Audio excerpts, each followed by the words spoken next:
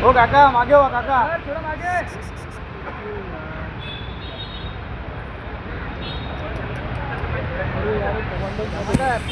हो सर, साईडला नका, थोडंसं मागे हो ना.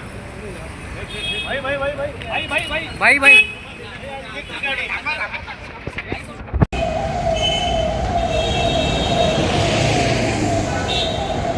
देते हुए आपने इलेक्ट्रिक गाड़ी आज से शुरू की. प्रधानमंत्री नरेंद्र मोदी जी ने एक नहीं, दो बार तीन बार अपील किया है कि डीजल पेट्रोल ये जो इसका इस्तेमाल जितने कम कर सकते उतने कीजिए। और इसलिए उनके आह्वान जो है वो देश हित में है, राष्ट्र हित में है, और उनका उसमें वैयक्तिक कोई का स्वार्थ नहीं है। ये जो युद्ध जन्य परिस्थिति है, युद्ध हुआ है, वो हमारे देश में नहीं हुआ है, लेकिन उसके परिणाम अन्य देशों को भी भुगतने पड़ते हैं। इसलिए भविष्य में आने वाले काल में कोई भी दिक्कत हमारे देशवासियों को ना हो, इसलिए उन्होंने ये निर्णय लिया है। कोविड में भी उन्होंने ऐसी अपील जनता से की हुई थी, और उसी वजह से कोविड में भी हमारा भारत जो देश है वो सुरक्षित रहा। और इसलिए ये जो अपील उन्होंने की है, ये अपील को मान्य करना चाहिए, स्वीकारना चाहिए।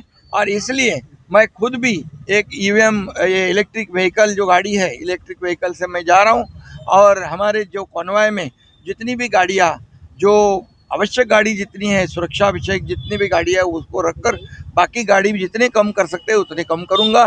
प्रधानमंत्री जी का जो आह्वान है, अपील है, उसको सभी ने स्वीकार करना चाहिए। कल ही हमारे राज्य के मुख्यमंत्री देवेंद्र जी ने भी कहा है, जितने हो सकता है उतना यहाँ पर जितनी इसका नियोजन हो जाए, डीजल पेट्रोल ईंधन की बचत हो जाए, कम इसका इस्तेमाल हो जाए, इसके ऊपर ध्यान देना चाहिए। और ये जो है आने वाले संकट को हम कैसे टाल सकते हैं। और इसलिए हमेशा प्रधानमंत्री नरेंद्र मोदी जी ने नेशन फर्स्ट, देश पहले बाकी सब बाद में, और इसलिए ये देश हित है और देश हित सर्वतोपरि है। और इसलिए राष्ट्र हित और देश हित के लिए ये उन्होंने निर्णय लिया है। विपक्ष को मेरा कहना है कि पॉलिटिक्स जो है, राजनीति करने के लिए कई मौके मिलते हैं, लेकिन इसमें राजनीति करने के बजाय और कई मौके मिलेंगे तब करो। इसमें तो सभी लोगों ने साथ देना चाहिए, देशवासियों के हित में, राष्ट्र के हित में। ये जब जब प्रधानमंत्री मोदी जी देश के हित में निर्णय लेते, तब तब ये विपक्ष वाले देश में भी उनकी बदनामी करते, विदेश में जाके बदनामी करते। लेकिन आज कांग्रेस ने इतनी बार बदनामी करने के बाद आज कांग्रेस कहाँ पर है, देखिए उसकी क्या हालत है। और जब जब मोदी जी के ऊपर जो लोग बदनामी करते, आरोप लगाते, उनको ये देश की 140 करोड़ जनता जो है ये सही जवाब देती है, उनको सबक सिखाती है। Hello, 1 2 mic check. Hello hello hello hello. हीच गाडी आहे. हो काका, मागे हो काका, सर थोडं मागे.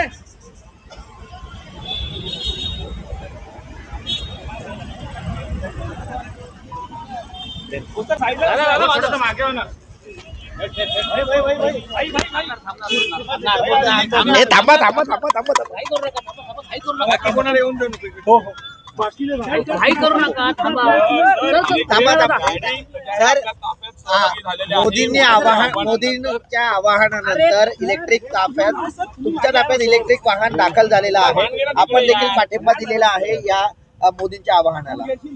खरं म्हणजे देशाचे प्रधानमंत्री नरेंद्र मोदीजी यांनी एकदा दोनदा पुन्हा त्यांनी जे आवाहन केलं ते अतिशय मोदीजींनी गांभीर्याने घेतलेलं आहे, आणि हे आपण देखील गांभीर्याने घेतलेलं आहे, घेणं आवश्यक आहे.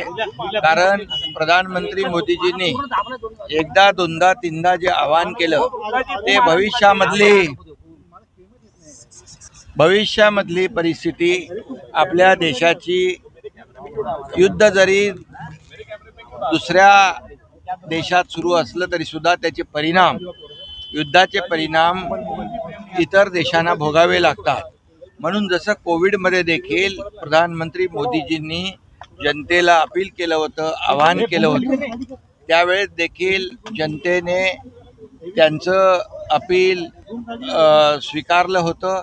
आणि म्हणून आपला देश जो आहे तो कोविडमधून देखील सुरक्षितपणे बाहेर पडला.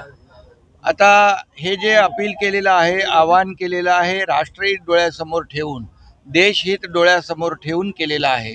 आणि त्यामुळे आपण जन्य परिस्थितीमध्ये सर्वांनी, सत्ताधारी पक्ष असेल, विपक्ष असेल, सर्वांनी एकत्र येऊन या परिस्थितीला तोंड दिलं पाहिजे. या ठिकाणी जे त्यांनी काटकसरीचं नियोजन सांगितलेलं आहे त्याप्रमाणे पेट्रोल, डिझेल याचा वापर कमी झाला पाहिजे. इतर जे काही आपले जे डॉलर ज्याच्यावर खर्च होतात, इम्पोर्ट जे आपण करतो, आता क्रूड ऑइल मोठ्या प्रमाणावर आपण इम्पोर्ट करतो आणि त्यामुळे हे कमीत कमी त्याच्यावर काटकसर करून ते कमीत कमी त्याचा वापर झाला पाहिजे असं आवाहन मोदीजींनी केलं. मी स्वतः प्रत्येक भारतीय नागरिकांनी हे स्वीकारलं पाहिजे. हे देशहितासाठी आहे आणि देशहित सर्वतोपरी आहे आणि मोदीजींनी नेहमी नेशन फर्स्ट हाच विचार केलेला आहे आणि म्हणूनच आज मी स्वतः या ठिकाणी इलेक्ट्रिक व्हेकल जे आहे याचा वापर केलेला आहे आणि इतर ज्या काही गाडी ज्या माझ्या ताफ्यामध्ये ज्या आवश्यक सुरक्षेविषयक आवश्यक ज्या गाड्या आहेत तेवढ्याच गाड्या या माझ्या ताफ्यामध्ये राहतील आणि गाड्या देखील जेवढ्या कमी करता येतील तेवढ्या कमी केल्या जातील आणि इलेक्ट्रिक व्हेकलचा जास्तीत जास्त वापर आपण केला पाहिजे. याची सुरुवात मी केलेली आहे. इतरही आमचे मंत्री देखील आहेत, त्यांनाही मी सांगितलेलं आहे आणि मुख्यमंत्री महोदयांनी देखील काल आवाहन केलेलं आहे की राज्य सरकारने पूर्णपणे अशा परिस्थितीमध्ये महाराष्ट्र हा प्रधानमंत्री नरेंद्र मोदीजींच्या आव्हानाला प्रतिसाद देतो आहे. त्यामुळे हे खरं म्हणजे मोदी साहेबांचं काय वैयक्तिक काम नाही आहे, हे देशहिताचं काम आहे, राष्ट्रहिताचं काम आहे. आपल्या देशातल्या नागरिकांना कमीत कमी या युद्धाचा फटका बसला पाहिजे, परिणाम कमीत कमी झाला पाहिजे, अशा या हेतूने हे आवाहन केलेलं आहे. आणि म्हणून राजकारण कधी करावं, कुठं करावं हे विपक्ष आणि विरोधी पक्षाने ठरवलं पाहिजे. खरं म्हणजे राजकारण करायच्या खूप वेगवेगळ्या प्रसंग असतात, वेगवेगळ्या संधी असतात, परंतु राजकारण अशा परिस्थितीमध्ये विरोधकांनी करता कामा नये. हे केवळ राजकारण आहे आणि मोदीजींच्या विरोधामध्ये त्यांना बदनाम करण्यासाठी हे सगळं जे काही सुरू आहे त्यांच्या हातामध्ये काही नाही आहे. मोदीजींच्या पाठीमागे 140 कोटी जनता आहे. म्हणून तर पश्चिम बंगालमध्ये, आसाममध्ये जो काही विजय मिळालेला आहे हे याचं जे काही परिणाम दृश्य स्वरूप दिसतं आहे.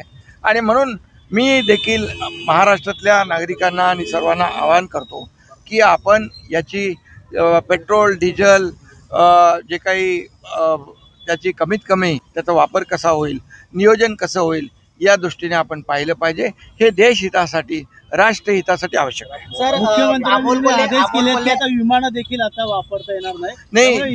ज्या माध्यमातून इंधनाचा वापर कमी करून इंधनाची बचत करता येईल त्या माध्यमातून आपण ती केली पाहिजे. सर, अमोल कोल्हे असं म्हणतायत की अबकी बार तोंड दाबून मुख्यांचा मार, अशा प्रकारे विरोधक जे आहेत. नाही, आता विरोधक जेव्हा टीका करतात, आज विरोधकांनी देशातल्या अनेक पक्ष आहेत ज्यांनी जेव्हा मोदीजींवर विरोध केला तेव्हा 140 कोटी जनता मोदीजींच्या सोबत आली आणि मोदीजींना त्यांनी साथ दिली. आणि आज काँग्रेसची काय परिस्थिती आहे देशामध्ये, किती वेळा टीका करतात, देशात पण करतात, बाहेर पण जाऊन राहुल गांधी टीका करतात आणि त्याचा परिणाम त्यांना भोगावा लागतो. जनता जी आहे ती सुज्ञ आहे, ये पब्लिक है, सब जानती है. आणि म्हणून विरोधकांनी याच्यामध्ये राजकारण करू नये. या आव्हानाला देशहितासाठी स्वीकारलं पाहिजे.